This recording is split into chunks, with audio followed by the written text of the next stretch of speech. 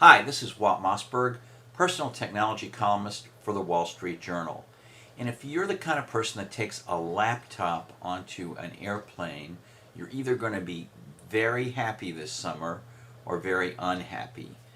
And that's because wireless internet access, real open wireless internet access, is going to start arriving on U.S. commercial airliners as early as next month.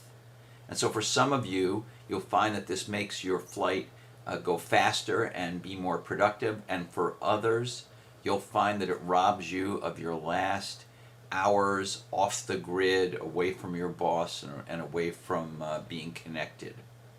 Now, the new service that is launching this summer is called GoGo, G-O-G-O, and it's from a company based in Denver called Aircell. And what Aircell has done is to build 92 essentially cell phone towers, or rent some of them, across the country and put antennas on them that carry a high-speed cell phone data signal, but instead of pointing them out at the surrounding land, they point up, and a receiver on specially equipped airliners receives it and then distributes the signal through the cabin via Wi-Fi. The first airline to deploy this will be American Airlines. It will probably start doing so in a matter of weeks, sometime in the early to mid part of July, although an exact date hasn't been set.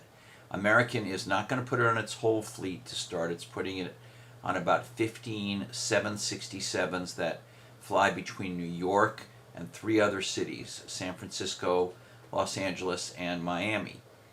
Soon thereafter, Virgin America is going to put it on all of its planes that it flies on its small route network, and Aircell claims it is in negotiations with other major airlines. Now, I took a test flight earlier this week on a business jet that was equipped with GoGo, the GoGo system, and during that flight I found that it worked quite well, actually. I tested it on an Apple laptop, a Dell laptop. I tested it on Wi-Fi equipped cell phones. Cell phones will work, but they have to be Wi-Fi equipped, including an iPhone, a Wi-Fi equipped BlackBerry, and a Wi-Fi equipped Windows mobile phone. Everything seemed to work reasonably normally. I was able to surf the web, send and receive email with attachments, download files, conduct instant messaging conversations, and do pretty much whatever you normally do on the web. I did some speed tests and discovered that the speed of GoGo is about what you would expect from a cellular-based data network on the ground, or a very slow home DSL network. I'd averaged, in my case, between 500 and 600 kilobits per second for downloads, and just under 300 kilobits a second for uploads. Now, there are some limitations to GoGo. It does not allow voice calls. It does not allow cell phone calls, which will make some people unhappy, and I suspect even more people happy. You cannot pick up your cell phone and get onto your cell phone carrier's network and make a voice call, and they intend to block all internet services like Skype or instant messaging services that allow voice calls over the internet. The service will cost $12.95 for a flight of 3 hours or longer, and $9.95 for a shorter flight, and those are flat fees. You don't need any special hardware, any special software, any cables. You just go to a web page like you would in, say, a Starbucks, and you register.